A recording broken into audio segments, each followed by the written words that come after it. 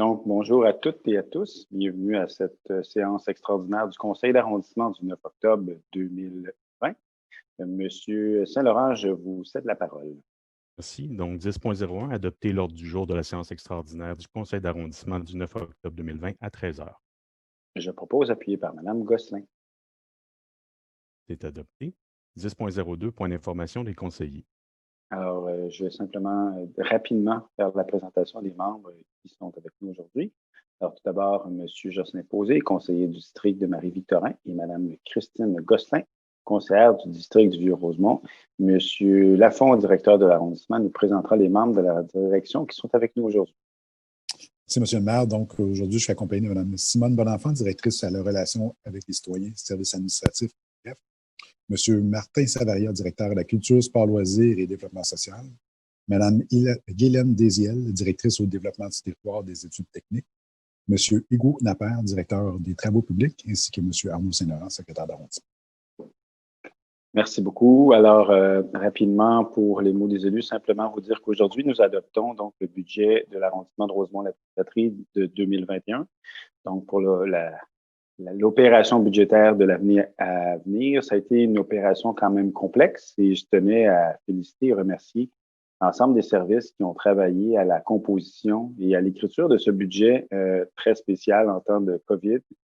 Comme vous pouvez vous en douter, les finances de l'arrondissement sont tout aussi complexes et difficiles en cette période où les revenus sont moins importants. Et donc, nous avons dû jongler avec moins de revenus, moins de capacités financières, tout en tenant compte, naturellement, des impératifs financiers aussi de la population. Car on le sait actuellement, plusieurs d'entre vous se retrouvent sans emploi ou en difficulté d'emploi. Et donc, on a décidé de tenir compte de ces éléments pour nous assurer que le fardeau fiscal était diminué au minimum sur les citoyens de Rosemont-la-Patrie. C'est pourquoi nous avons pris la décision du maintien au maximum des services de base pour que, en cette période, les citoyens puissent obtenir et continuer à obtenir leurs services dont ils ont droit, mais de rationaliser le budget pour nous assurer que la hausse de la taxe foncière soit simplement de 1,8 ce qui est la plus faible hausse du taux de taxation de Rosemont-la-Patrie depuis qu'il y a une taxe locale. Et ça nous permet naturellement d'arriver avec un budget équilibré, mais pour y arriver, nous avons donc dû faire des coupures d'un peu plus de 250 000 dans les opérations de l'arrondissement. Cet effort budgétaire était nécessaire pour arriver à un budget équilibré et à une plus légère hausse de taxes cette année qui va se répercuter sur le compte de taxes et qui va faire du bien à l'ensemble des citoyens de l'arrondissement. Donc, c'est un budget, donc, je le disais, équilibré avec une hausse de taxes très légère. Et pour la première fois aussi, nous adoptons un plan décennal d'immobilisation. Donc, au lieu d'être un plan triennal qui était sur 3 ans, c'est maintenant une planification sur 10 ans des investissements dans les infrastructures qui sont aussi, comme vous le savez, nécessaires au maintien des services aux citoyens et qui pourra, au cours des prochaines années, nous donner un aperçu des défis que pose l'entretien, la mise à jour et aussi la construction des infrastructures pour le service aux citoyens. Donc, aujourd'hui, nous sommes très fiers de l'adoption de ce budget parce qu'il rencontre l'ensemble des objectifs que nous étions fixés, mais aussi celui de répondre aux besoins, aux réalités d'une population qui actuellement, collectivement, vit des moments difficiles et qui avait besoin d'un répit de la part de ses administrateurs dont nous faisons partie. Alors, voilà. Donc cède la parole à M. Saint-Laurent maintenant et merci à toutes et à tous de m'avoir écouté. Je cède la parole à M. Saint-Laurent pour l'adoption des points à l'ordre du jour.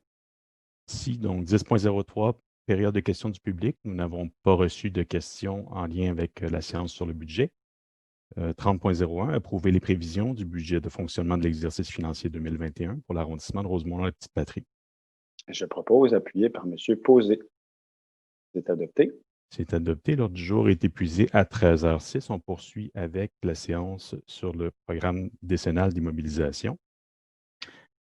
10.01, adopter l'ordre du jour de la séance extraordinaire du Conseil d'arrondissement du 9 octobre 2020 à 13h05.